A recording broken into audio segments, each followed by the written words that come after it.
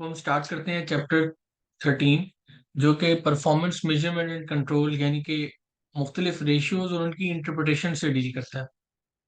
अब ये जो चैप्टर है, इस चैप्टर में हम पहले जो इसके बेसिक फार्मूलाज हैं, किस तरीके से हम उसको बाइफिकेट करते हैं अपने मुख्तलिफ रेशियोज को और उन रेशियोज का क्या मतलब है, पहले हम इसकी एक समरी देख लेते हैं। फिर हम आहिस्ता आहिस्ता सवाल करेंगे और सवाल को डिस्कस भी करेंगे, ताकि हर सवाल एक जैसा तो नहीं ना होगा और एग्जाम में जो सवाल आएगा वो बिल्कुल वो नहीं होगा जो आप यहाँ देख कर रहे होंगे। तो आपको इंटरप्रेट करने की कैपेबिलिटी आपके अंदर पैदा हो। चलें, लेट्स गेट टू स्टार्ट। अगर मैं रेशियोज की बात करूं तो ये हमारी किताब हमें बताती है कि रेशियोज को इन्होंने तीन हिस्सों में तोड़ा हुआ है। पहला है प्रॉफिटेबिलिटी, दूसरा है लिक्विडिटी, तीसरा है गियरिंग। प्रॉफिटेबिलिटी के मुतालिक कि हम कितना कमा रहे हैं, इससे मुतालिक जो रेशियोज होंगे वो एक तरफ इन्होंने कर दी है। लिक्विडिटी से मुराद हमारी लिक्विड पोजीशन कितनी स्ट्रांग है, कितनी एडवर्स है, कितनी फेवरेबल है, कितनी अनफेवरेबल है। बहुत ज्यादा लिक्विडिटी भी अच्छी चीज नहीं होती और बहुत कम लिक्विडिटी भी परेशान करती है। तो हम कहाँ खड़े हैं और ये भी हम देख लेंगे।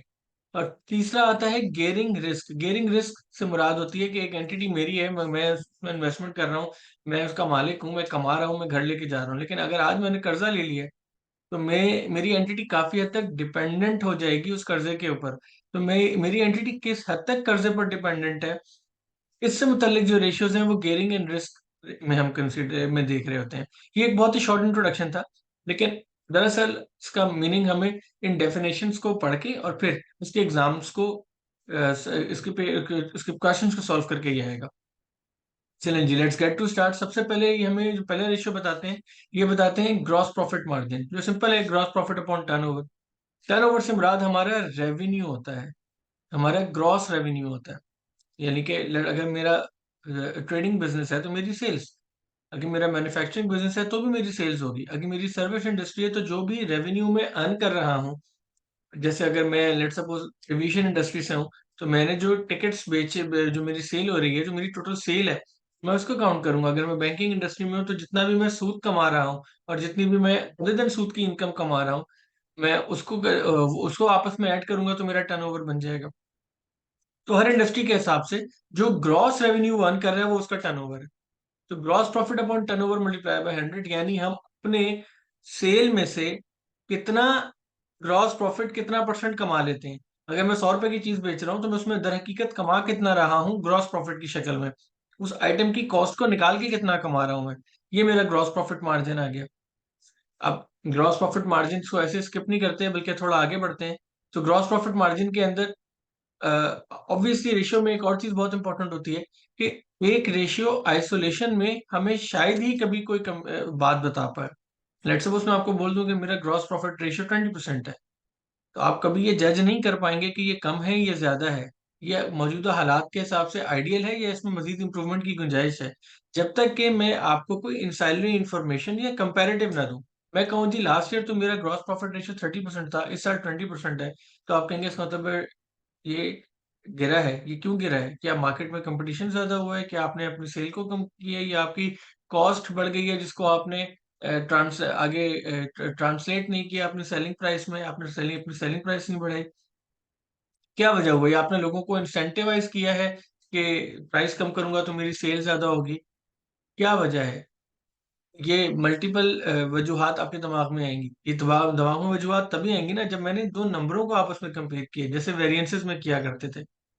सिमिलरली हमें बेंचमार्क चाहिए। लेट्स सपोज मैं कह दूं मेरा इंडस्ट्री का बेंचमार्क 25% का है, मैं 20% पे बैठा हूँ, मैं क्यों इंडस्ट्री से कम पे बैठा हूँ? क्या वजूहत है, क्या कमी है? मेरी प्रोडक्ट की क्वालिटी कम है जिसकी वजह से मुझे ड्रैग पड़ रहा है, मैंने अपनी सेलिंग प्राइस को कम रखा हुआ है और खर्चे मेरे उतने ही हैं, तो नेट मेरा प्रॉफिट कम बचता है। तो ये अगेन दो नंबरों को आपस में कंपेयर करके ही हम कभी मतलब निकाल सकते हैं ना। तो ग्रॉस प्रॉफिट मार्जिन सिंपल था। लेट्स सपोज 100 रुपए की चीज बेच रहा हूँ, 80 रुपए की खरीदी थी, 20 रुपए मेरा क्रॉस प्रॉफिट मार्जिन हो गया। ऑपरेटिंग प्रॉफिट मार्जिन, अब ऑपरेटिंग प्रॉफिट मार्जिन में होता है कि जब मैंने एक चीज 100 रुपए की बेची है और 80 रुपए मेरा उस पर खर्चा था, 20 रुपए मेरा उस पर ग्रॉस प्रॉफिट था, तो इस 20 रुपए में से भी तो मैंने अपने अखराजात निकाले हैं ना, मैंने इसमें अपने एडमिनिस्ट्रेटिव एक्सपेंसेस निकाले होंगे, मैंने इसमें अपने मार्केटिंग एक्सपेंसेस निकाले होंगे, मैंने बहुत सारे सेलिंग एक्सपेंसेस भी इसमें से निकाले होंगे। सेलिंग एक्सपेंसेस तो खैर मेरे सेट ऑफ हो जाते हैं, लेकिन ये जो सारे अखराजात मैं माइनस कर रहा हूँ, ये अखराजात माइनस करके मेरा प्रॉफिट हो सकता है 20 रुपए नहीं, 5 रुपए बच जाए, 4 रुपए बच जाए। तो ये जो 4 रुपए हुआ, ये मेरा ऑपरेटिंग प्रॉफिट मार्जिन हो गया। अब अगेन, एक आइटम में से तो मैंने नहीं ना निकाले होंगे कि मैंने एक प्रोडक्ट सेल किया 100 रुपए की, तो उसमें से मेरा 15 रुपए की मेरी कॉस्ट लग गई। मैंने ओवरऑल सेल की बात करूं तो मैंने अगर 1 लाख रुपए की सेल की है, 80 रुपए की मेरी कॉस्ट थी, 20 हजार रुपये मैंने कमाए, 15 हजार मेरा एडमिनिस्ट्रेटिव एक्सपेंसेस हुए, तो मैंने 5 हजार रुपये मेरा ग्रॉस प्रॉफिट हो गया। तो मैं कहूंगा 5 हजार divided by 100,000 is equal to 5% मेरा ऑपरेटिंग प्रॉफिट मार्जिन हो गया। अच्छा, अगेन ये भी हम कंपेयर करेंगे versus last year, versus our budget, versus the industry, versus comparative periods. तो हम जाके जज कर पाएंगे कि जी इम्प्रूव हुआ है या ये डिक्रीज हुआ है। और हुआ है तो इसकी क्या क्या वजूहत हो सकती हैं। हो सकता है बास सवालात में ही कोई ऐसी चीज दी हुई हो जिससे हमें इंडिकेशन मिल जाए मजीद एक्सप्लेनेशन करने की, और बाज़ों का हो सकता है कि हमें ये वजूहत, सॉरी, उनको बतानी पड़ेगी जी ये वजूहत हो सकती हैं। बहरहाल हम सवाल सॉल्व करेंगे तो हमारा कंसेप्ट और क्लियर हो जाएगा। अभी ये मैंने एक इंट्रोडक्शन ही दिया है आपको। फिर तीसरा हमें फॉर्मूला इस प्रॉफिटेबिलिटी में नजर आता है, रिटर्न ऑन कैपिटल एम्प्लॉयड। यानी कि मैंने जितना पैसा कारोबार में लगाया उस कारोबार, और फिर मैंने नेट प्रॉफिट कमाया ना, ऑपरेटिंग प्रॉफिट के बाद भी मेरा एक जो ऑपरेटिंग प्रॉफिट है, ये मैंने कमाया है। इस ऑपरेटिंग प्रॉफिट के बाद, और अगर मैंने इसमें भी ऑपरेटिंग प्रॉफिट में से टैक्स तो माइनस भी किया हो ना, लेकिन जब मैं टैक्स माइनस कर लूंगा तो मेरा टैक्स करके जो मैंने ऑपरेटिंग, अब इसमें भी दो होते हैं, pre tax and post tax, कि मैं प्री टैक्स कैलकुलेट करना चाहता हूँ, मैं पोस्ट टैक्स कैलकुलेट करना चाहता हूँ। बिला मुंह अगर मैं प्री टैक्स कैलकुलेट करूँ आसान के लिए, तो प्री टैक्स में अगर कैलकुलेट कर रहा हूँ तो उस प्री टैक्स के अंदर मैंने जितना कमाया है, जितना लगाया था उसके हिसाब से कितना कमाया, आसान सी बात है। मैंने एक कारोबार में 1 लाख रुपए 10 लाख रुपए डाले, उससे मैंने कमा लिया लेट सपोज 3 लाख रुपए। यही पैसा अगर 1 साल के लिए मैं किसी टीबिल में डाल लेता, किसी बैंक में रख लेता, कोई इसका टर्म डिपॉजिट खरीद लेता या सेविंग अकाउंट में डाल देता, तो मैंने कितने कमाने थे? लेट सपोज कि आज के हिसाब से मैंने कमाने थे साल के 2,20,000 रुपए। 2,20,000 तो नहीं बनेंगे, प्री टैक्स बात करूं तो क्या कहते हैं, 2,05,000। तो क्या कहते हैं, इस वक्त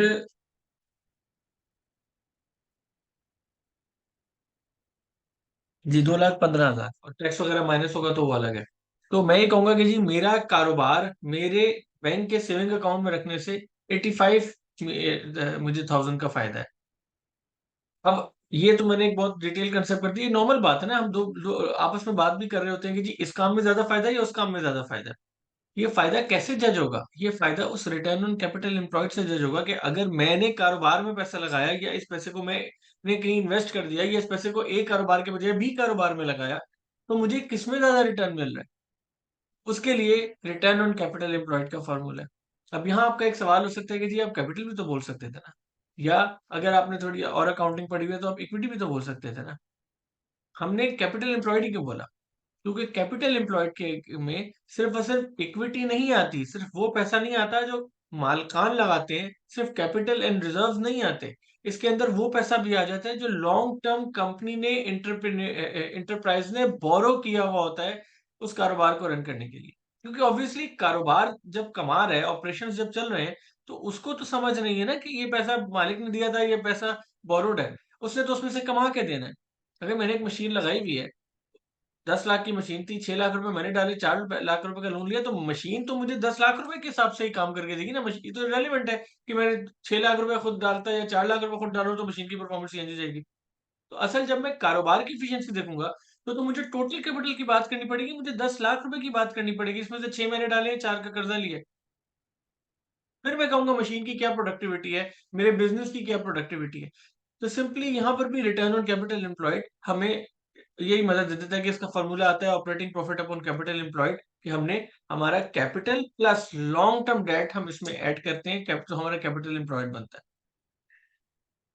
अगर यहाँ पर हम इक्विटी के ऊपर भी रिटर्न निकाल सकते हैं, लेकिन वो फिर हम आगे क्वेश्चंस में देख लेंगे, पहले हम इनको देख लिया। अच्छा जी, अब हमारा जो लास्ट फॉर्मूला वो आता है वो एसेट टर्नओवर।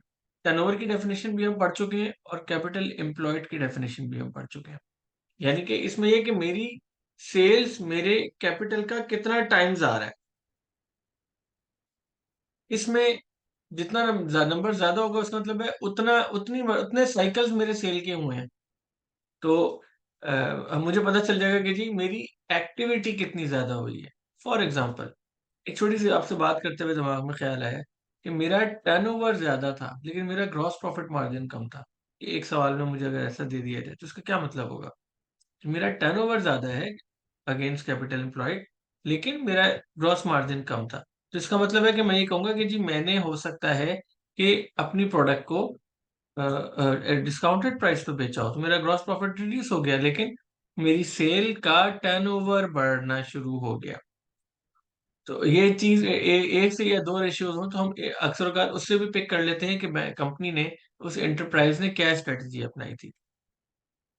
इसके अलावा भी हमारे पास प्रॉफिटेबिलिटी मतलब ही ऑपरेशन से मतलब ही कुछ और फार्मूलाज भी हैं, हम पहले उनकी भी बात कर लेते हैं। Inventory holding period. अब ये इन्वेंट्री होल्डिंग पीरियड क्या है? Inventory upon cost of sales multiply by 365, यानी कि मैं अगर ये अंदाजा लगा रहा हूँ, मैं 4 आइटमों में काम करता हूँ, मेरी एक शॉप है, मैं लेट सपोज कि मेरी स्पेयर पार्ट्स की शॉप है और मैं सिर्फ 4 आइटम्स में काम करता हूँ। एक आइटम है जो मुझे हर महीने मंगानी पड़ती है, उसकी सेल बहुत ज्यादा है। एक है जो 6 महीने में कोई एक कस्टमर आता है।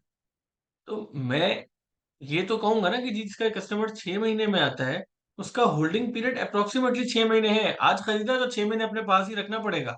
तो अपने प्रॉफिट में उस 6 महीने के लिए जो मैंने इन्वेस्टमेंट की हुई है वो मुझे इनकॉर्पोरेट करनी पड़ेगी। लेकिन जो प्रोडक्ट मेरी डेली बिक रही है उसका होल्डिंग पीरियड कम है, तो उसका होल्डिंग पीरियड कम है तो ऑब्वियसली मैं उसके हिसाब से उसमें अपना प्रॉफिट मार्जिन ऐड करूंगा क्योंकि मेरा रिस्क कम हो रहा है।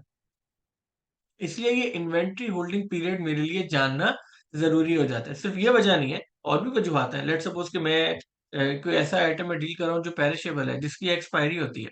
अब मेरे लिए इन्वेंट्री होल्डिंग पीरियड बहुत ही क्रूशियल हो जाएगा कि मेरा इन्वेंट्री होल्डिंग पीरियड मेरी एक्सपायरी के हिसाब से ज्यादा तो नहीं है, वरना वो आइटम तो मेरी वैसे ही स्टेल हो जाएगी, वो तो मुझे लॉस हो जाएगा। इस तरह इन रेशियोज के मल्टीपल यूजेज हो सकते हैं। अच्छा, इसी तरह भी हमारे पास दो फॉर्मूले और आ जाते हैं, वो है रिसीवेबल कलेक्शन पीरियड और पेबल पेमेंट पीरियड। अच्छा, अब रिसीवेबल कलेक्शन पीरियड क्या है कि जी मेरा डेटर मुझे अंदाजन कितने महीने में दे देता है। मैंने अपने डेटर्स को लेट्स सपोज महीने का क्रेडिट दिया है, तो बड़े आसानी से मैं कह सकता हूँ कि जी मुझे 30 दिन में पैसे आ जाते हैं। लेकिन क्या मेरे नंबर्स, मेरे अकाउंट्स इस चीज को प्रूव करते हैं? तो ये जो receiver upon credit sales multiply by 365 है, ये बता देंगे कि जी मेरे पास एट एवरेज जो जाता है रिसीवेबल, वो कितने दिन में क्लियर हो जाता है। अच्छा, इसी तरीके से पेमेंट पीरियड मैं कितने दिन में क्लियर करता हूँ। ये रेशियोज बिलअमूम वर्किंग कैपिटल के लिए इस्तेमाल होते हैं क्योंकि obviously apart from the fixed asset I am using, building, furniture, land, इसके अलावा जो मैं अगर लेट सपोज सबसे आसान एग्जांपल ट्रेडिंग की होती है ना, तो सबसे मेरा इस्तेमाल क्या हो रहा है, मेरा तो वर्किंग कैपिटल इस्तेमाल हो रहा है। मैं कितने अरसे के, मुझे कितना जो पैसा चाहिए वो रोलिंग में रखना है। यानी आएगा, मैं उसको फिर स्टॉक करूंगा, फिर मैं उसको सेल करूंगा, फिर मैं दोबारा दोबारा परचेज करूंगा, फिर मैं आए स्टॉक करूंगा, सेल करूंगा, परचेज करूंगा, तो मेरा पैसा लग रहा है ना उसके अंदर। मुझे वर्किंग कैपिटल चाहिए, जो अक्सर हम बैंकों से वर्किंग कैपिटल लोन भी इंटरप्राइजेस ले रही होती हैं। तो वो ये इसीलिए है ना कि ये सर्कुलेशन मुझे पता रख सके कि नेट मेरे पास वर्किंग कैपिटल कितने दिन का तक चल जाता है। तो उसके लिए ये तीनों रेशियो होते हैं, receivable collection period, payable payment period. अच्छा, इवन क्या क्या, अच्छा अब आ जाते हैं हम अपने करंट रेशियो की तरफ। करंट रेशियो है जी current assets upon current liability. ये भी अगर मेरे पास अगर ज्यादा होता है, 1 से ऊपर होता है, तो इसका मतलब है कि मैं लिक्विड पोजीशन पे आ रहा हूँ, कि मेरे करंट एसेट्स मेरी करंट लायबिलिटी से ज्यादा है। मुझे इन द शॉर्ट टर्म देना कम है, लेना ज्यादा है। अच्छा, अब आ जाए जी क्विक रेशियो, जिसको asset test, current assets minus inventory upon current liabilities. अब बात ये है कि अमंग द करंट रेशियो, ये जो हमने ऊपर देखा है, करंट एसेट्स में मेरी इन्वेंट्री भी आ रही होती है, और इन्वेंट्री के ऊपर तो हम देख चुके हैं ना कि इसका होल्डिंग पीरियड होता है। कुछ इन्वेंट्री कम है, कुछ जल्दी कम मिल रही है, कुछ ज्यादा मिल रही है। और दूसरा ये कि इस इन्वेंट्री की डेफिनेट टाइमलाइंस बनाना मुश्किल है, जबकि रिसीवेबल्स की और पेबल्स की टाइमलाइंस मेरे बिजनेस नेचर के हिसाब से या मेरी टर्म्स के हिसाब से डिटरमिन की जा सकती हैं। इस सूरत इसलिए among the current assets inventory is least liquid. तो हम जब quick ratio, asset test ratio निकालते हैं, तो हम कहते हैं जी इस करंट एसेट में से इन्वेंट्री को निकाल के करंट लायबिलिटी से डिवाइड करो, ताकि हमें पता लग सके कि इस इन्वेंट्री को बेच के जो पैसे आने हैं उसके अलावा मेरी लिक्विड पोजीशन क्या है। ये इन्वेंट्री तो मेरे बस में नहीं है, कल एक ऑर्डर आ जाए या 2 दिन ना आए, या 2 दिन कम लो ऑर्डर आए, तीसरे दिन बहुत बड़ा ऑर्डर आ जाए, तो मैं उसके हिसाब से चलूंगा। इसलिए हम क्विक रेशियो को भी देखते हैं कि क्विक रेशियो ये भी अगर ज्यादा है तो 1 से ऊपर है तो इसका मतलब मैं लिक्विड पोजीशन पे हूँ। अच्छा जी, उसके बाद हाँ, ये हमने प्रॉफिटेबिलिटी के रेशियो देख लिए। प्रॉफिटेबिलिटी के बाद ये जो हमने inventory holding period, receivable collection period, payable payment period, quick ratio, quick asset test ratio, इन जब यहाँ तक देखा तो ये हमारे लिए थे हमारे लिक्विडिटी रेशियो, हमारी लिक्विडिटी को जज कर रहे थे शॉर्ट टर्म में, लॉन्ग टर्म में, वर्किंग कैपिटल की लिक्विडिटी, ये इन चीजों से मुतल्लिक थे। अच्छा, उसके बाद आ जाती है चीज गियरिंग रेशियो। अगेन, जब मैं गियरिंग रेशियो की बात करता हूँ तो गियरिंग रेशियो मल्टीपल है। सबसे तो मोस्ट कॉमन गियरिंग तो हमारे पास आ जाता है debt upon debt plus equity, कि मेरी टोटल कैपिटल एम्प्लॉयड, ये डेट प्लस इक्विटी, जो मेरा लॉन्ग टर्म डेट और इक्विटी है, ये डेफिनेशन में ऊपर भी पड़ी है, कि इसमें से डेट कितना पोर्शन है। मेरी गियरिंग जितनी ज्यादा होगी, मेरी एंटिटी उतनी ही रिस्की हो जाएगी, कि हल्के से भी हालात ऊपर नीचे हुए तो मैं कैसे सर्वाइव करूंगा। फॉर एग्जाम्पल, अगर एक एंटिटी है, उसकी गियरिंग 80% है, यानी कि 20 रुपए का उसने कैपिटल रखा हुआ है, और 80% जो है वो उसका डेट है। इस सूरत हाल में सबसे पहली चीज, अगर आज वो प्रॉफिटेबल है भी, तो भी उसको अगले साल इतना तो कमाना है ना, कि मजीद जो सूद जो इंटरेस्ट आ रहा है डेट के ऊपर, तो मुझे कुछ ना कुछ इंटरेस्ट देना होगा ना, कुछ तो मुझे रिम्यूनरेट करना होगा स्टेक होल्डर को, वो निकालने के बाद भी प्रॉफिट हो। अब पाकिस्तान की एग्जांपल ले लें, आज से 1.5 साल पहले 17% पे डिस्काउंट रेट था, हाँ, तकरीबन, और आज 22% पे डिस्काउंट रेट हो चुका है। पहले बीच में आवाज थी बढ़ जाएगा, अब आवाज है कम हो जाएगा। लेकिन जब ये बढ़ रहा था, या ये जब बढ़ गया, तो उस सूरत हाल में बहुत सारी इंडस्ट्रीज को बहुत मुश्किल हुई होगी इस डेट रिपेमेंट में, क्योंकि एक तरफ आपके प्रॉफिट्स, इकोनॉमी स्लो डाउन होने की वजह से प्रॉफिट्स प्रॉपर जनरेट नहीं हो रहे थे, इन्फ्लेशन हो गई थी, और ऊपर से अब ये उन हालात में मैं प्रॉफिट कमाऊं ना कमाऊं, मुझे ये सूद तो अदा करना है, तो मैं रिस्की होता पोजीशन में आता जा रहा था।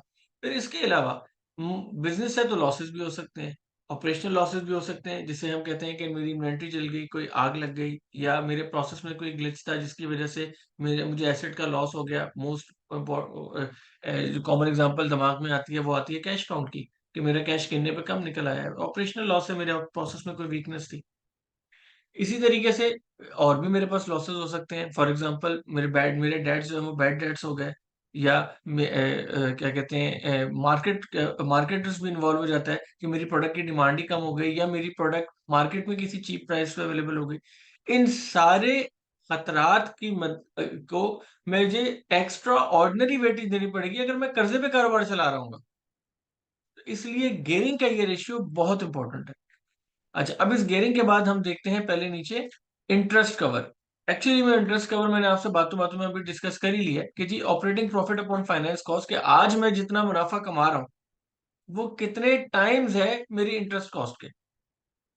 अगर लेट सपोज ये 2 टाइम्स है, मैं आसान अल्फाज में, मैंने 50,000 रुपये का मुनाफा कमाया है, और मेरी 25,000 रुपये मेरा इंटरेस्ट एक्सपेंस है, तो इसका मतलब है आफ्टर इंटरेस्ट एक्सपेंस तो मेरा 25,000 ही बच गया। अब इस सिनारियो, एक ये सिनारियो है, और एक ये सिनारियो है कि मैंने 30,000 रुपये ऑपरेटिंग प्रॉफिट कमाया, और 25,000 रुपये मुझे उसके ऊपर इंटरेस्ट देना है, तो इसका मतलब मेरा नेट प्रॉफिट 5,000 हुआ।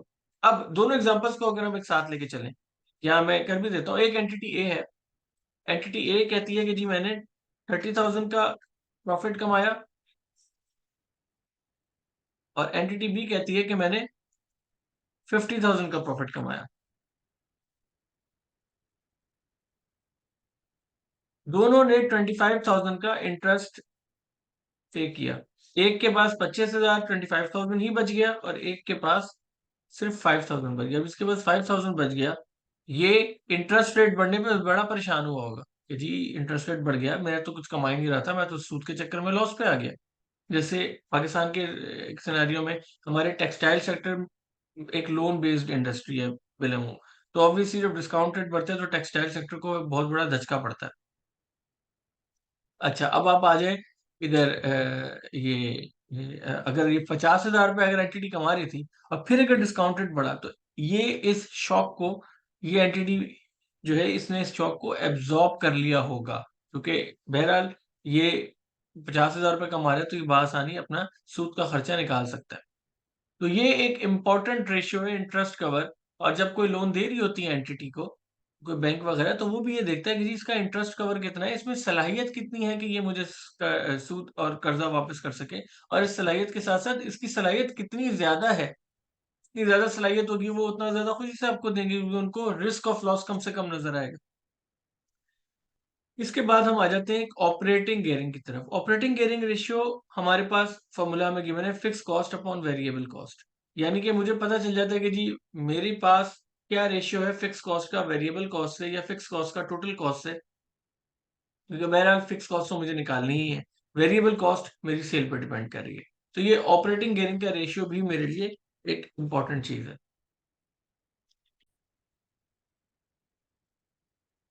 जी भाई। उसके बाद एक हमारे पास प्रॉफिट रेशियो आ जाता है डिविडेंड कवर का। अब बात ये है कि मैं जब मुनाफा कमाऊंगा तो मैं उसके ऊपर अपना प्रॉफिट विड्रॉ भी करूंगा, और अगर कॉर्पोरेट है तो डिविडेंड की फॉर्म में ही विड्रॉ करूंगा। ये जो विड्रॉल है मेरा, जो मैं डिविडेंड अदा करता होता हूँ, जो मैंने डिविडेंड अदा किया, वो मेरा प्रॉफिट उसके कितने टाइम्स है। ये भी बिल्कुल इंटरेस्ट कवर की तरह रेशियो है। अगर आप इन्वेस्ट कर रहे हैं और आप ये देखते हैं कि कंपनी का क्या ट्रेंड है, तो आप ये देखेंगे कि जी उसका नेट प्रॉफिट कितना है। ये लोग जो स्टॉक मार्केट में इन्वेस्ट करते हैं वो यही सारी चीजें देखते हैं। तो ये डिविडेंड कवर भी एक इम्पोर्टेंट रेशियो है कि जी एंटिटी की डिविडेंड देने की कैपेसिटी पता चल जाती है ना, कि उसका प्रॉफिट कितने टाइम्स ऑफ इट्स डिविडेंड है। जैसे ऊपर इंटरेस्ट देने की कैपेसिटी पता चल जाती है। अच्छा, अब मैं इसके साथ ही ये वाली वीडियो एंड करता हूँ, और फिर हम नेक्स्ट वीडियो में हम इसके क्वेश्चन स्टार्ट करते हैं।